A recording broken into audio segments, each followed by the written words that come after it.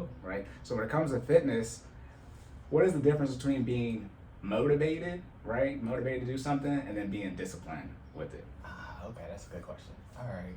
So when a person is motivated, right, it means you are encouraged to stay active, to participate in your fitness lifestyle, right? But that doesn't mean that you're necessarily doing everything that needs to be done on a consistent basis. Discipline is more of being in line and knowing exactly what needs to be done and doing it every day, regardless of how you feel, right?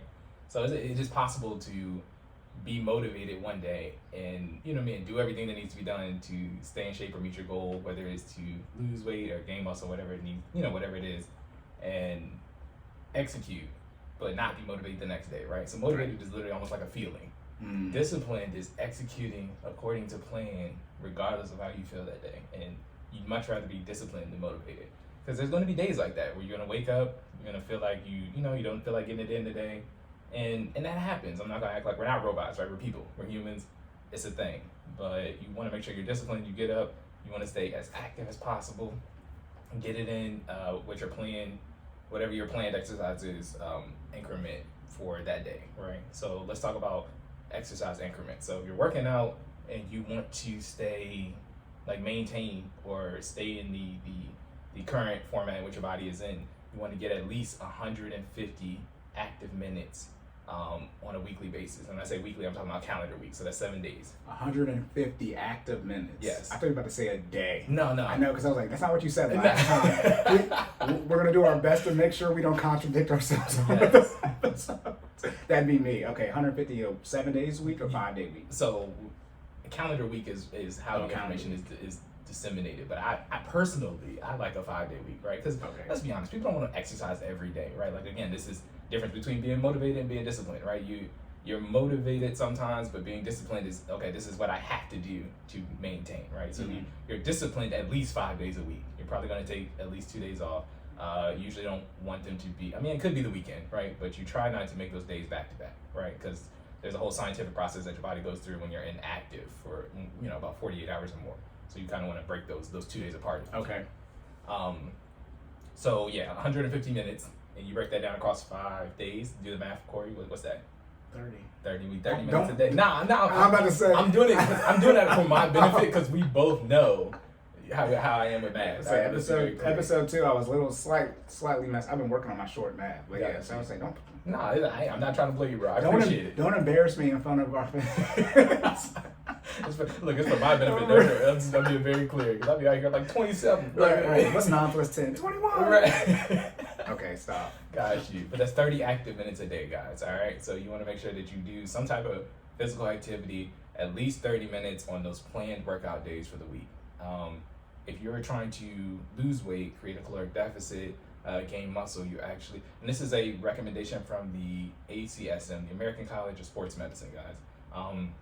You want to do about 250 minutes of active exercise on a calendar week. And that's an hour. Yes. That's an hour a day. 50 minutes. Yes. That's an hour a day. Yeah. So you got to get it in, which is kind of on par with what I would recommend, right? You want to, an hour is like optimal time for creating that caloric deficit and getting in the workout that you want to do, especially if you're doing a combination of cardiovascular exercise as well as strength training, right? That's about 30 minutes each. I mean, that's the simple math. You know I was just what I going to say it. See, we synergy. I was going to say, just cut them in half, 30 minutes each. 30 minutes each. Stick with that 30-minute interval and just, you do 30 minutes of cardiovascular exercise, 30 minutes of strength training. You got your hour, you do that 5 times a week, and usually you will create the caloric deficit that you need to hit your goal or just to stay in shape, right? So again, recap, 250 if you are trying to hit a specific goal, create a caloric deficit. 150 if you're just trying to maintain and stay healthy. And this is of active exercise. Because I don't know if you know, but there are 2 different types of exercise. There's active and passive. Active, and I have no idea I didn't know that was a thing. So explain for everybody, including myself, what the difference is. Okay, so for active exercise, that's probably the one that I think most people are aware of. So those are like your sports, your planned times of going to the gym, your running, your weightlifting, things of that nature, right? A time that is specifically allotted to go execute a plan to do a specific workout or something that is scripted, right? That's your active exercise. And I think those are the ones that I think people struggle with a little bit because sometimes you just don't have time, right? But Right. you're trying to make sure you incorporate that into your day. So when we're talking about those measurements for the 150 and the 250, that is active exercise. Okay, so you want to make sure you got 150 minutes of active exercise at least. All right. For those of you who aren't watching this on YouTube, Jordan and I are doing a little breaking the fourth wall like Deadpool. So if you just hear us randomly laughing, check us out on YouTube and you'll see why. Exactly. So bringing it back, so if we're talking about passive exercise, right? Passive exercise are more of these, I'm gonna use my term, health conscious. We make health conscious decisions throughout Health conscious, the day. wealth conscious. Yeah, all right, gotta stay health conscious. You make those health conscious decisions throughout the day to kind of incorporate little moments of exercise throughout your day. So an example of passive exercise would be taking the stairs to the floor that you need to get when you're at work, right? That's one of those like health conscious decisions that I personally decided to make. So at one point in time, I was a contractor for my job. I worked on the 4th floor, and I was taking the elevator, and I was like, you know what? I'm gonna take the stairs today, and I started doing that. And you'd be surprised how much stamina you build up just taking the stairs to your cube or your office or every day. A lot of people run out of breath going up the stairs, man. If you can't get up the stairs, that's a problem. Like, let's just start there, right? If you passive exercise, start with just getting to your desk. Right. So that's a good decision if you need to. Oh. No, I was gonna say, so when we were talking about being able to pull up off a ledge, would that be passive? That is life threatening. That's a whole other category, bro. That's neither passive nor.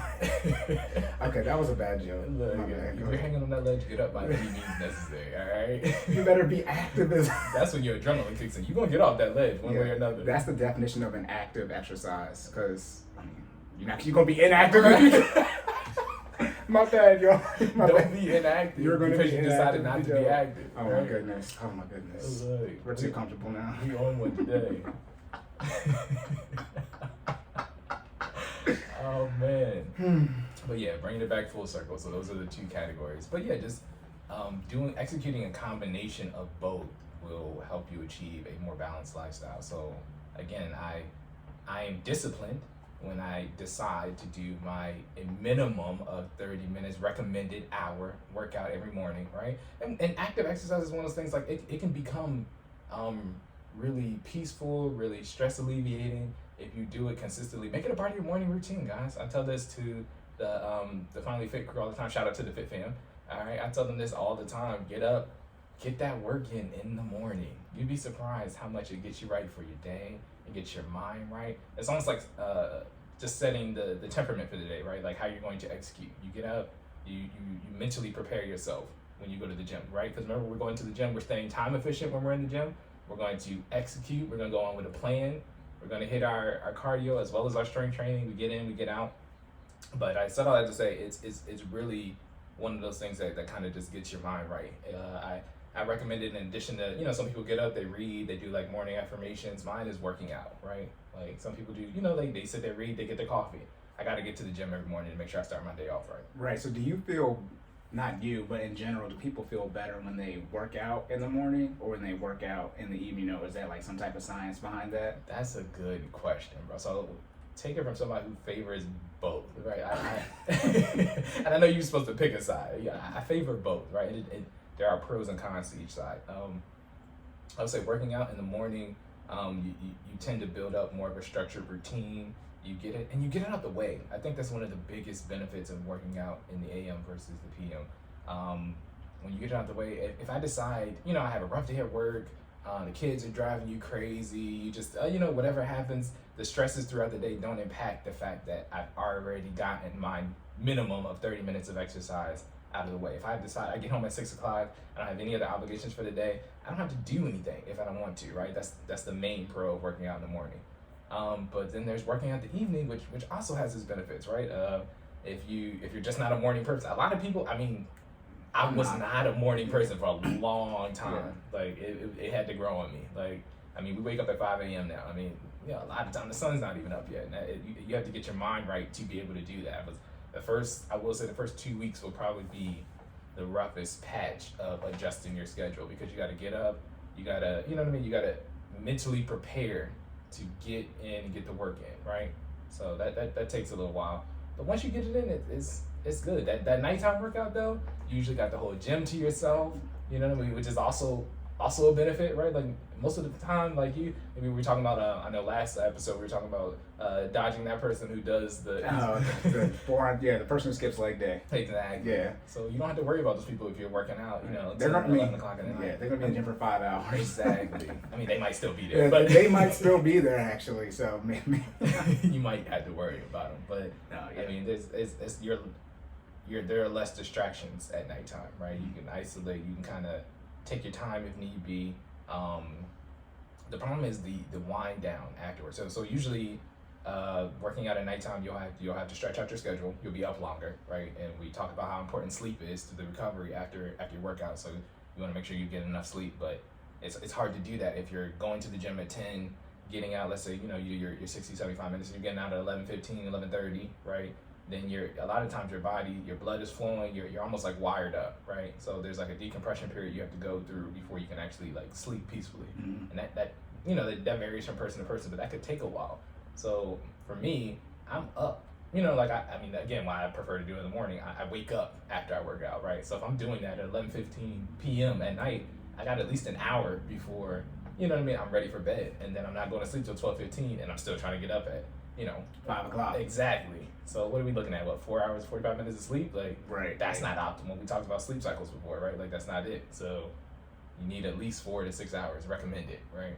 Yeah. So. And when you're talking about staying motivation versus discipline, that's really short term versus long term. Because when you're motivated to start, right, so like a honeymoon phase, or really in fitness, selling gym memberships, which I did for 2 weeks at LA Fitness. I didn't sell a single membership, but regardless, the sales, people usually sell the most, towards the end of the year, beginning of the year, because everyone has their New Year's resolutions. Right. So everyone's all motivated to lose weight, but then and you'll notice that's when the specials come out too. Just so you're aware, like there's always a discount around New Year's. You know what I mean? Let me be clear, they're not specials, and I'm not speaking from LA Fitness standpoint because I'm not trying to get sued.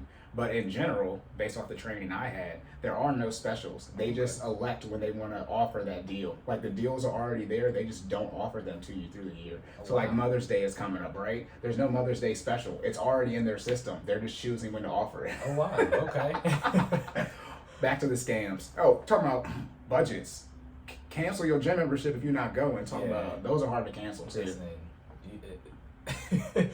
A gym, I don't want to say any names, but a gym made me show up in person during a pandemic to cancel my gym membership. Nah, yeah, you can't. How does that work? Man, look, gym memberships don't play. But back to staying motivated and disciplined. Motivated short term, like you're saying, eventually, right, you say motivated, I'm going to get up at 5 a.m. Then one day you're not going to want to get up, and that's when the discipline comes in. So discipline is for your long-term goals, and the same thing with finances, right? You be motivated to get out of debt and get on a budget, right? You got that short-term burst of energy, and then something's going to happen. You got to stay disciplined. A sale is going to happen, right? You're going to want to make some type of purchase. Exactly. And that's talking about really just building habits, right? In short, that's also another way to say discipline. Right. You got to build your habits so you can go through the times when you're going to have less energy and feel less motivated. Right. When you feel less motivated, that's when your discipline comes into play.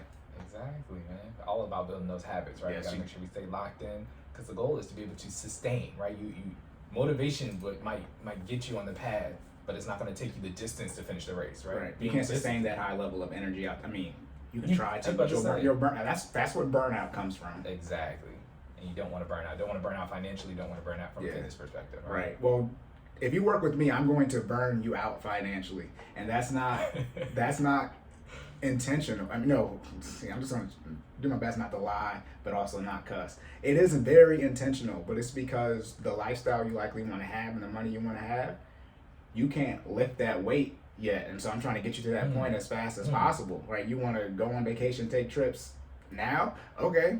The entire budget's nothing's in there. If you look, so to tie that back into fitness, you want to do 350, you want to put 3 plates on the bench on your first day? All right. I mean, good luck. You know what I mean? I'll help you as much as I can, but you got to lift the weight, right? Or you got to do the fitness, or you got to do the financial journey. Yeah, right? Or summer body loading, and you're starting now. How many abs? Ain't enough core. Again, it's not enough core. Right. If you think about burnout, right? If you want, summer body, and you're starting late spring, you're gonna have to, depending on where you're at, you're gonna have to put in a lot of work. To get those abs in. So see how we synergy. It's synonymous, man. See, that's what. Whatever. Give us our credit. Give us our credit. Give us our credit. The finance and fitness always relate. Exactly. So we were talking about questions.